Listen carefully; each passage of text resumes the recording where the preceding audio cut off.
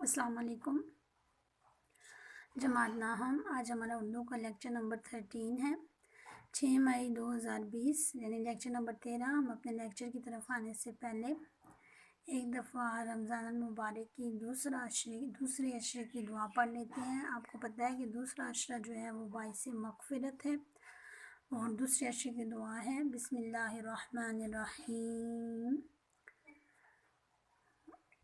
استغفر اللہ ربی من کل ذنب واتوب الیہ۔ ہمارا سبق امتحان ختم ہو چکا ہے۔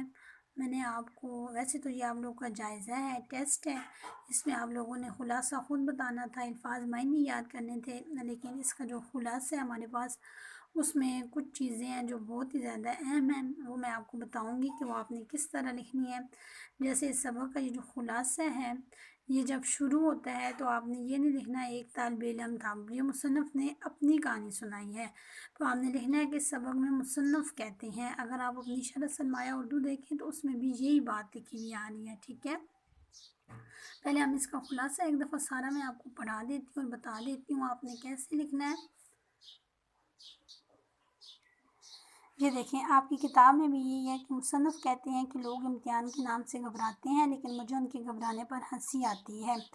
آخر ایسی کون سی پریشان کن بات ہے؟ اب دیکھیں، اب سوالیہ نشان لگایا ہوا ہے کیونکہ وہ ایک سوال کر رہے ہیں۔ کہتے ہیں کہ امتحان میں ایسی پریشانی والی بات کیا ہے؟ امتحان کی دو صورتیں ہیں، فیل یا پاس۔ اس سال پاس نہ ہوئی تو آئندہ سال صحیح۔ امتحان کے دن قریب آتے ہیں، میں اپنے ہم جماعتوں کو دیکھتا ہوں، وہ کمزور ہو جاتے ہیں، لیکن مجھ پر امتحان کا رتی برابر بھی اثر نہیں ہوتا۔ میرا جی چاہتا ہے کہ تمام عمر امتحان ہوتے رہیں مگر پڑھنے کی شرط نہ ہو۔ میں نے 2 سال میں لا کلاس کا کورس مکمل کیا۔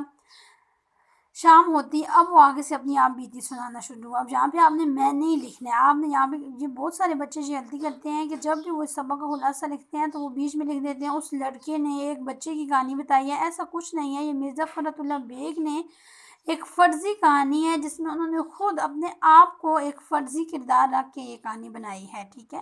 تو اس میں آپ نے جہاں پہ اس نے میں لگایا وہاں پہ آپ نے میں ہی لگانا ہے۔ وہ اپنی کہانی بتا رہا ہے، وہ کسی طالب علم یا کسی بچے کی کہانی نہیں بتا رہا۔ تو اس میں وہ کہتے ہیں کہ میں نے اب کس طرح کیا جی، 2 لا کلاس کا کورس مکمل کیا۔ شام ہوتی، دوستوں کے ساتھ سیر و تفریح کے لیے نکل جاتا، واپسی کے وقت لا کلاس میں بھی جھانک آتا۔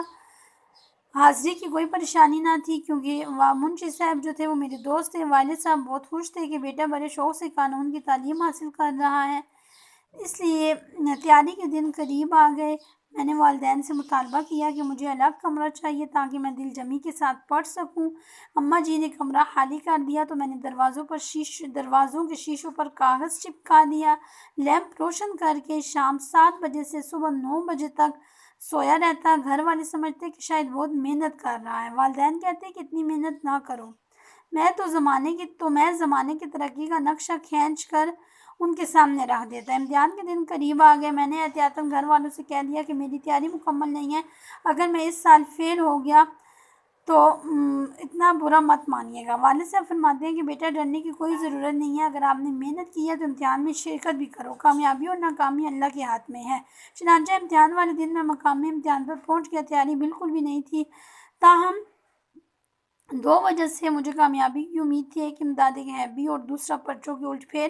اب امداد غیبی کا لفظ میں نے آپ کو تشریح میں بتایا تھا۔ امداد غیبی سے اسے یہ مراد تھی کہ شاید مجھے کوئی بچہ نقل کرا دے گا، شاید میں امتحان میں کہیں نہ کہیں سے نقل کر دوں گا، اگر نقل نہ ہوئی تو ہو سکتا ہے ایسا ہو کہ میرے پرچے جو ہیں وہ غلطی سے آگے پیچھے ہو جائیں اور مجھے کسی اور کے نمبر مل جائیں۔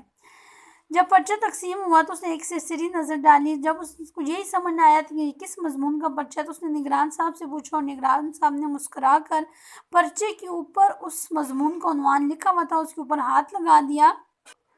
تب اسے معلوم ہوا کہ اصول قانون کا پرچہ ہے، اس لیے اس عنوان کے متعلق جتنی باتیں دماغ میں آئیں لکھ ڈالی۔ میں نے ادھر ادھر پوچھنے کی کوشش کی تو گارڈ صاحب میرے سر پر سوار تھے۔ جناب اپنے پرچے پر نظر رکھی، امداد غیبی کی توقع تو ختم ہو گئی، اور گارڈ صاحب سے پوچھنے کی کوشش کی تو وہ سوال کا جواب پوچھا تو مسکرا کر بولے مجھے نہیں معلوم۔ ایسی حالت میں جب ایک لفظ بھی نہ آتا ہو اور 3 گھنٹے گزارنا بہت مشکل تھا، مجبوراً امتحان کے کمرے میں بیٹھنا پڑا۔ پرچہ ختم ہونے پر والد صاحب سے پرچے کی سختی کی شکایت کی تو وہ میرا حوصلہ بڑھانے کے لیے کہا کہ تم ضرور کامیاب ہوگے، ٹھیک ہے۔ اسی طرح یہ نیچے والا پیراگراف ہے، یہ بھی آپ نے سارا لکھنا ہے۔ یہ میں نے آپ کو صرف یہ اس لیے پڑھ کے بتایا ہے کہ اس میں میں کا صیغہ آ رہا ہے تو آپ نے میں ہی لگانا ہے، ٹھیک ہے۔